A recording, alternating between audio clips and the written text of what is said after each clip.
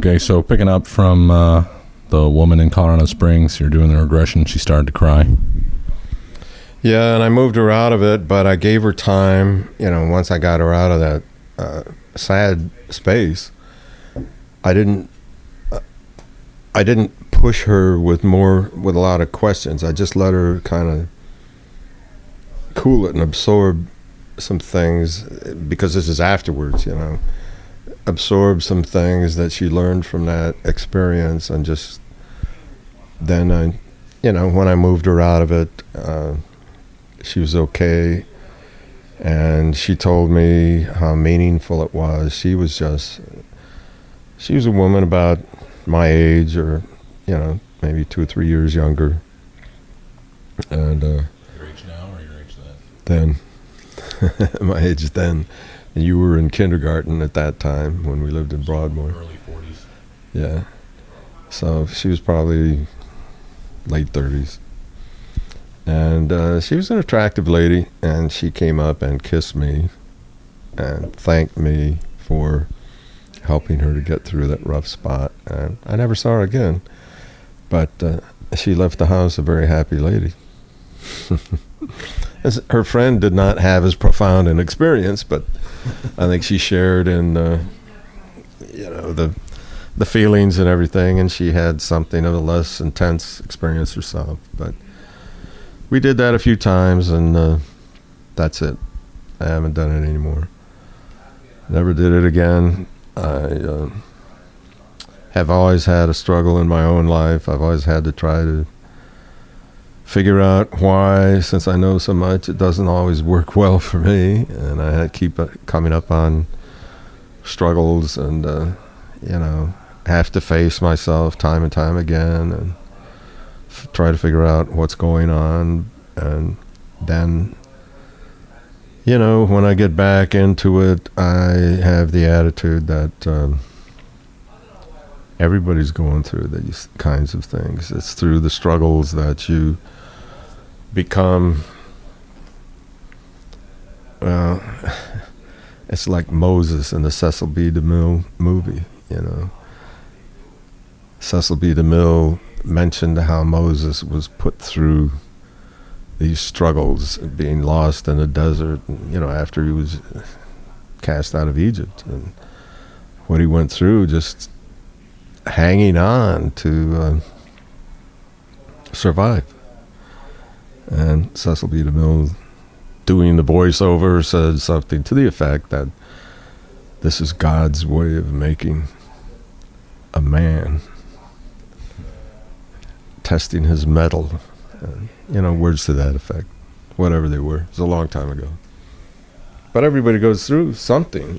Everybody doesn't go through intense struggle, but everybody goes through something that's relatively, an important struggle to them at the time. And even those that you look at them and think, well, that's not much to have to endure, but to them it is. It's all relative to who you are and where you are in consciousness, and the goal's the same for everyone. Great battle swords are forged through friction. Yep, it takes a good blacksmith to make a solid piece of sword or whatever else, In any of these regression experiences, were there memories that came up that didn't have to do with the physical body, that had to do with the time in between the death of one of the lives and the birth into another life? Yes. Your mother and Carl Anderson were the best at that. I did not. It was kind of like everything's mellow, pretty colors, but I didn't really have the awareness myself. Of course, I've only been regressed a couple of times, and they were regressed to the point where they could do it themselves without a guide. They could go back in and out, and that's another story. You'll have to ask your mother about that one, because she gave it up too.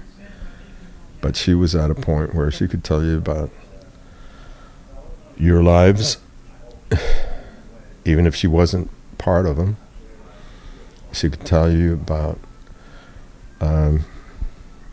what it's like being without a body. All dimensions in the other world are not the same. I mean, there are some where people still perceive themselves to have a body, even though it's not a dense body, but it's a recognizable figure.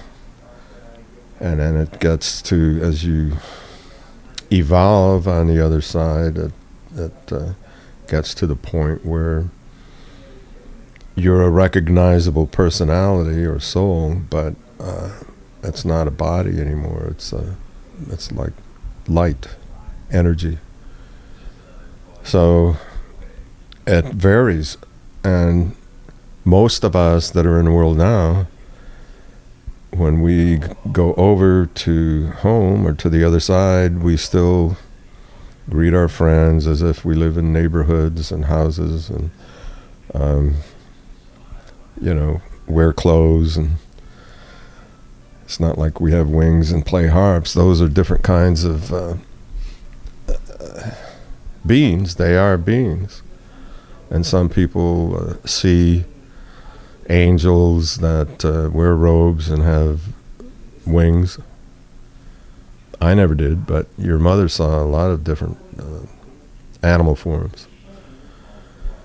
And of course, my opinion is that since everything exists in the mind of God, and God didn't start out with a perfect human being, he started out with probably not only animal forms, but some animal forms that no longer exist, except in mythology. And they might have existed, or they might not. It's all in the mind, so maybe they never existed in this dimension, this worldly dimension that we live in, but they existed somewhere. And whether that was God experimenting, the creative mind, having thoughts, just working on ideas, that's the way I look at it. I don't look at it like fundamentalists do, that it has to be just like it was in Genesis and Adam and Eve. And no, I think Adam and Eve are symbolic of when man became upright and became aware of himself. Until he was aware of himself, he did not have a soul. When God breathed life into the upright human form, he breathed life and began the journey of the soul. Until then, we did not see ourselves as separate beings from each other. We had a group consciousness like animals sometimes do. And I don't even want to try to explain all that, except that it forms the basis of my idea that we have always been. There's never a time when we didn't exist. To what degree of consciousness we were, who knows? We started as almost like brain cells, potential, living but not self-aware, not conscious of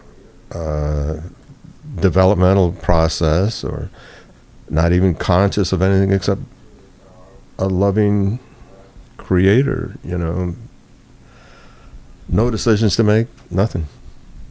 Well, even anyone who gives a scant study of the Old Testament will see that God is portrayed in an evolutionary form, progressing possibly along with the trend in human consciousness at that time to perceive the form of God, from being a wrathful, warmongering God to the point that he's now considered in modern Christianity to be the benevolent, all-knowing, all-seeing, loving, and forgiving God, which was certainly not the case in the earlier books of the Old Testament. Well, that's true, but it all depends on our consciousness. I mean, how much do we know? And even though we know a lot more now, as we sit here and talk about it, and the things that you just said are true, but How primitive is our thinking now? I mean, I would suggest that we are all God. I would suggest that we don't know that, but that when we do know it, then we're going to go so far beyond where we are now. I mean, this is hell. You look at the situation we're in and the kinds of things that happen to people every day. People die horrible deaths. People go hungry, they starve, they've got AIDS, they abuse each other, they die in war, or they die in tragedy and accidents and abuse situations, and it happens all around us. There's only a few of us that obey the law. And of course, recent episodes such as the Enron scandal and all the subsequent scandals of corporate greed, corporate lying, taking advantage of people, taking money from people and using it for their own greedy purposes. It's pretty hard to imagine that this is an advanced civilization compared to what might be either in this dimension or another one. It may be that this dimension always stays like purgatory or something, where we keep creating karma by every decision we make. We keep creating more karma because of our greed and our self-interest and our lack of love for our Creator and each other. My contention is that as we evolve and learn who and what we really are, that we then take on the essence of God as we understand it. In other words, God's will to me is goodness. And it's that simple. God's will equals goodness. You don't have to have a Bible. You don't have to have a church. You don't have to have religious scholars to tell you what God's will is. God's will is goodness. And if you take on the essence of God, then you will become like God. And as you become like God, you have more wisdom, you have more power, more love, more concern for each other. So I think that's the future of the human race. I don't think it's doom. I don't think the end of the world, as the fundamentalists talk about it. I don't believe in the second coming as a time when Jesus will return to the world. I think that Jesus attained Christ consciousness. What does that mean? Christ consciousness is what I was just talking about. When you get to the point where you understand that God's will is goodness, and you try to be like God, then your destiny is to be God, to be one with God, to be in harmony with God. You're already part of God, but God gave us free will, and He gave us the ability to make decisions and choices, and we make terribly stupid choices because it's based on egocentricity, greed, self-interest, as we progress from primitive to more godlike. God isn't sitting in some heaven being angry with us or wrathful, as in the Old Testament, but that's how we perceived Him to be, because we knew we were bad and we knew we were probably making Him unhappy, except that, no, God already knows. God knows. He gave us free will, and He knew we were going to make the wrong choices, but He has an idea of us that's better than that, and He'll persevere with it, and it can't fail. At some point, we will be self-realized, actualized, and be in a harmony with that part of ourselves that is God. God consciousness. That's what Christ is. Christ consciousness is the knowledge that the Father and I are one. That's something Jesus said. The Father and I are one. Well, that was a riddle to people in those days. It's not a riddle to me anymore, but I was there and I heard Him say it. Now my job is to help, well, not only to understand myself, but to share that understanding, because the second coming of Christ comes to each one of us individually. And as more and more of us become Christ conscious, then Christ will rule the world. The kingdom of God will be here. But the kingdom of God can be here for one individual, or two, or 1,000, or 1,000,000. It just depends on, as long as our brothers and sisters are ignorant, we aren't going to say, well, I want to be one of the 144,000 that experience this great, this great lifting up into heaven. Well, that's not going to happen. And if you think that you're going to escape the rest of us and get up there first just because you accepted some preacher's word on it, you're wrong. Because nobody's going to get there unless he's trying to help his brothers get there with him. We all go there together.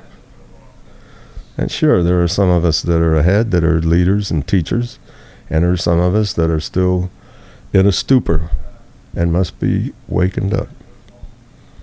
And those of us who have reached a point where we can share something to help wake them up. I mean, that's what I was doing when I was a probation officer. I wasn't being judgmental. I wasn't trying to be an evangelist. I was trying to help people that were in worse straits than I was. I tried in other positions I've held. I've tried to help people that were in worse straits to just have a better shot, a better life. And I don't think that I'm going to be on a messianic mission like our president thinks he is. I just think that you learn it yourself, and you keep learning it, and you keep learning more and more about it, and you become more and more the essence of God.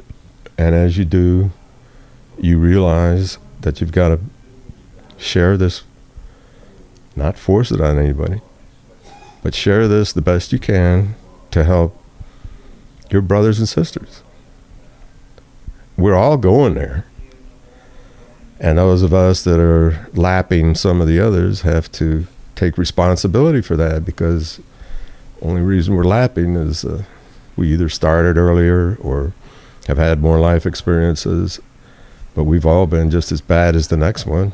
And the next one will be just as good as we are, or, we all go through it together. On that note, I'm curious, because you say some of us may have started earlier than others. One of the questions that commonly comes up when reincarnation is discussed is, if there are only a certain number of human souls, how is it that there continue to be more and more people? Is it because simultaneously the animal population is being decreased on the planet and animals are evolving into human beings? Or what's your opinion on that? Well, look at it this way, and there isn't really a beginning, but before this stuff started, meaning Genesis and man walking upright and becoming aware of himself and this kind of thing, but before that started, I said that we were all like in a group soul. We weren't individuated. We are now. We're going through a process of becoming individuals, and then you reach a peak where you express your strengths, and you do so in respect to your Creator, and you realize that your strengths are given to you. And yes, you've earned some things, but always guided, and always the strength is always with the Creator. It's never with the individual.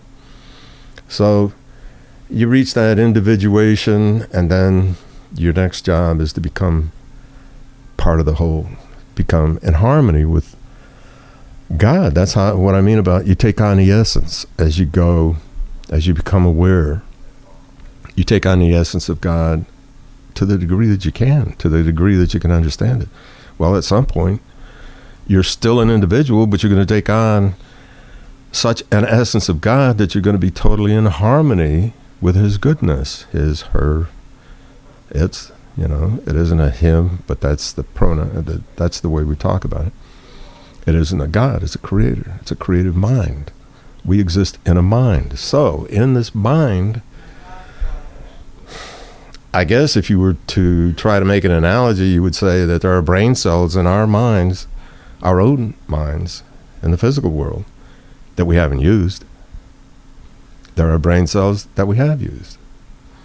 There are brain cells that represent ideas that we've had. Ideas that are already in process, or ideas that haven't gotten off the ground.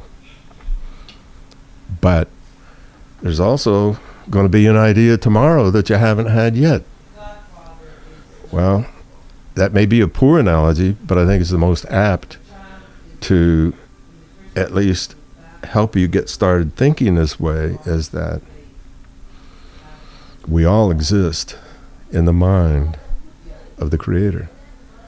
We don't exist outside of him like Geppetto existed separately from Pinocchio, his creation. No, we all are linked together, and our job is to achieve the highest quality of individuality that we can in cooperation with each other. It is not wrong, as some religious people like to say, is that you're supposed to forget yourself. Well, it's true to a degree, but here's a better perspective. God wants you to express as this idea in his mind, but he wants you to do so cooperatively and lovingly. That's what Christ came to tell us. That's what he came to help us about. Yeah, other prophets, other Christ-conscious beings have done so also, but the most clear leader, in my mind, is Jesus. He became Christ. He wasn't born Christ. He was born Jesus, Yeshua. He became Christ because he had already achieved a high level of consciousness in his previous lives. He started early.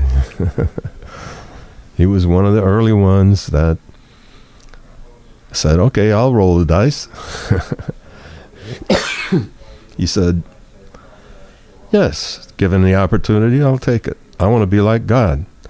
So that story is kind of twisted by some of the old religious texts. They say, oh, these were bad angels. They said, oh, I want to be God. Why is that bad? That's not bad at all.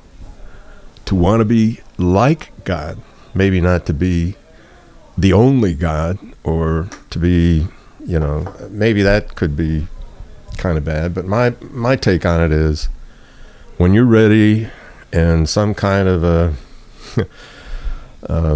incubative state, you're being prepared to whatever, tomorrow's idea, and then you're gonna say either, yeah, I would like to be like God. I would like to have God's wisdom, his creative power. I would like to have an acknowledgement of his love. I would like to be able to experience that. So how do you do that? You become aware now of yourself as an individual. You're not one of the group. You're not in the flock of sheep. You're now saying, yep, hand me the dice. Here we go. And you begin the journey of the soul. The soul is a gift of God. It's your person, your individuality, your persona. It's your memory. It's who you are, what you become. And I think your purpose is to become the best that you can be, not just in this life, but as a soul, as a individual on a journey, and in each lifetime you accumulate, early on especially, the more primitive you are, the more you create problems for yourself. But that's how it is. That's how it works. God doesn't expect anybody to be perfect coming out of the gate. No, you have free will and you have an ego. The ego equates to the soul because you don't have an ego. Well, you're one of the sheep. So when you come out, you're given an ego. That's the only way you can survive as an individual. Okay, so you can't forget that you have a self, that you're an individual. You can't pretend that that's bad. What you have to do is discipline that ego. Make the most of it. How do you make the most of it? By following God's will. What is God's will? Goodness. So love is what Jesus taught. Love is the great commandment. If you love one another and you love your Creator above all, you're on the way to the kingdom of God. Well, you don't have to know those terms. You don't even have to know Jesus. It just makes it easier to have a leader that's been here and done it and left apostles and left something behind that people can emulate and look up to, because everybody wants a leader. You want freedom and you want individuality, but you also want somebody to show you the way. You don't like being in the dark, bumping your head against everything. You want someone to show you the way. And that's why Jesus came, and that's what he did. But it's often very misunderstood in the fact that the church took out reincarnation and the accountability that goes with that, and the idea that reincarnation and karma is the story of the evolution of the soul. You begin life's journeys, the soul's journeys, in a lifetime in which you probably create more bad karma than anything else. So then you spend several lifetimes trying to understand that and cleanse it, and finally you get down the road far enough, you wince if you even have a bad thought. You don't even like to kill an insect.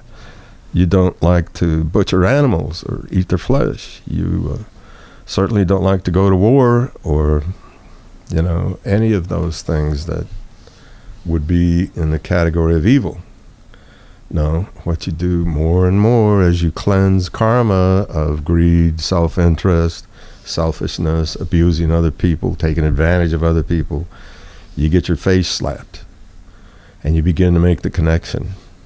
I got my face slapped because I had it coming. I'm accountable for my actions, and I can't lay it on Jesus Christ to save me like some of the fundamentalists say. Oh, I don't have to do anything because Jesus has saved me by his death on the cross. Well, I don't get that one. What I get is that Jesus showed us. He preached the Sermon on the Mount. He told us the greatest commandment, love. He gave us by his example a way to save ourselves. And it's up to us to save ourselves. And you don't do that in one lifetime. You don't do that. You see babies that don't even last to school age. You see people that are elderly and don't really have much figured out. So, no, you do it over a period of lifetimes where you create karma and then you cleanse it. And you get to the point, having cleansed enough of your self-interest and greed and all the 7 deadly sins and so on, you get to the point where you say, as I'm saying now, I want to take on the essence of God. I want to be using free will to express the goodness that is God, love that is God. And I want to do it in cooperation with all, not only my brothers and sisters, but the animals, the trees, the rivers and streams. the lakes, the ocean, the amphibious animals, all harmony with our Mother Earth and all that she is. And when you've gotten that far, you're in pretty good position. You may not be all the way home, but you're in a pretty good position when you've gotten to that understanding.